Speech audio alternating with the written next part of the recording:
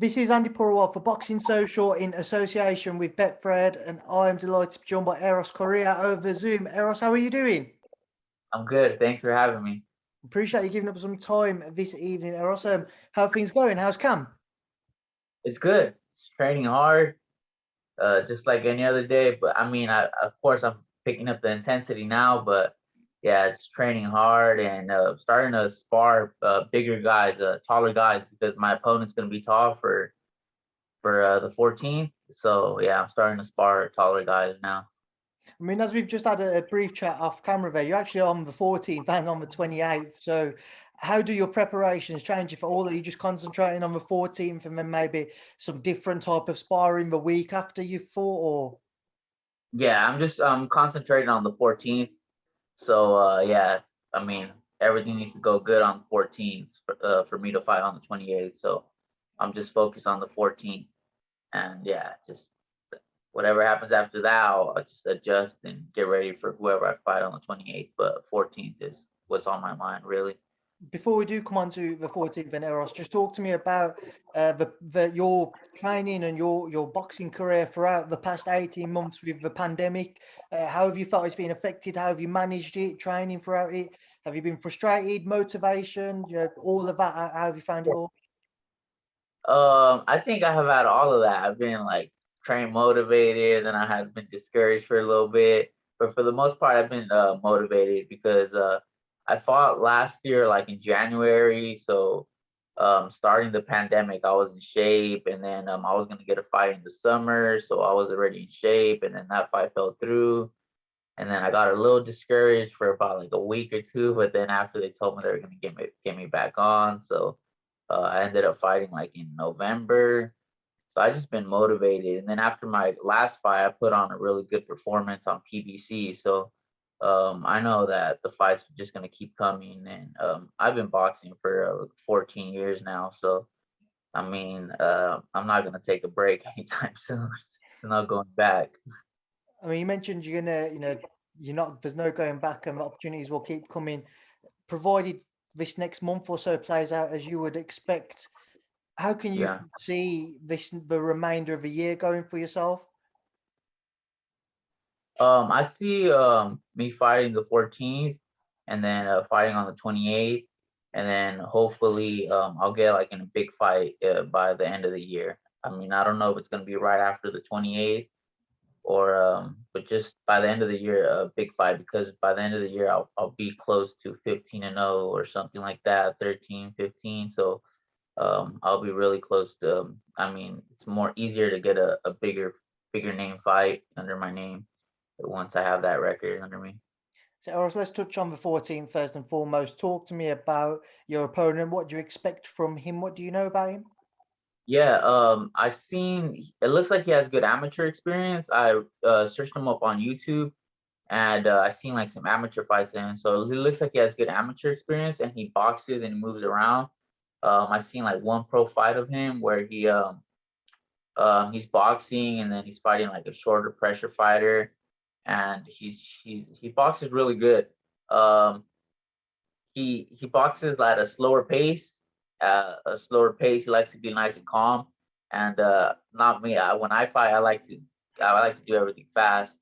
So I think that's where I'm gonna have the advantage. I'm gonna score quick points and just try to win every round. Every round, just not even thinking about knockout, just thinking about winning the round as far as like points goes, and just getting in there and scoring quick points and not getting hit.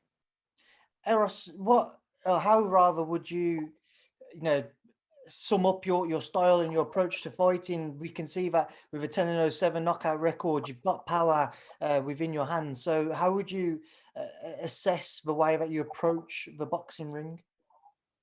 I see it as a boxing perspective. Like I still watch a lot of amateur boxing on YouTube, and I still stay up to date with all that stuff with the USA amateur team, and I mean I still spar a lot of young guys. So I see it as an amateur boxing where I got to establish my distance and speed. And if I see that the opponent has more distance than me, then I'm gonna have to work my way in, and that's okay with me. So I take it you're getting ready to watch with the Olympics and with the USA team in the Olympics as well. Exactly. Yeah, just longer rounds. Just obviously moving forward towards the 28th then, Eros, is that all just dependent on you being successful on the 14th, or will you 100% be fighting on that day, regardless of what happens in the coming weeks? Yeah, definitely. I mean, just hopefully everything goes good, and it should go good, and I should come out clean. My face, and everything goes good. Everything goes as planned. I should be fighting on the 28th also. I mean, a quick turnaround there, only 2 weeks apart between the two dates. What's made you take that decision? Just the summer. I mean, I'm training all summer, so might as well be fighting too. So Obviously, you mentioned to me earlier on you're hopeful of being in a big fight towards the end of the year. Do you feel yeah, this is when you'll be pushing towards winning some form of a title, just not necessarily like a world title, but some form of an American title? yeah. Hopefully this year all that stuff happens. I feel motivated for any of that stuff to happen. I'm 28 now, so and then I'm almost at that 15-0. So I know something good's gonna happen soon. I just need to keep winning, keep it up. I mean, as I imagine, Eros, your ultimate ambition is to become a world champion, like it is for a lot of fighters, especially in your current position. So, what do you make of the current world scene in your weight class?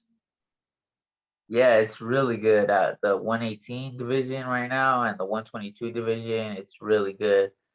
Back then there wasn't too much, probably like 10 years ago, there wasn't too much at the 118, 122 division. But now with Donaire and Rigondeaux and the 122 division, they got Fulton and man, a whole bunch of big names right now in the lower weight division. So I'm just really excited, and I want to get there and just be with the top fighters and eventually win a world title. I mean, Eros is obviously, two very difficult and stacked divisions at the world, at the top, the world scene. How confident are you that when your time comes, you can compete? They may not be in your division, but then they may have moved on to other divisions. Some may have retired, you don't know. But by the time you get there, how do you feel you will compete at world level? I feel like I'll do really good. I think I'm right there with them. It's just about just being in really good shape, just being in a 12 round fight shape.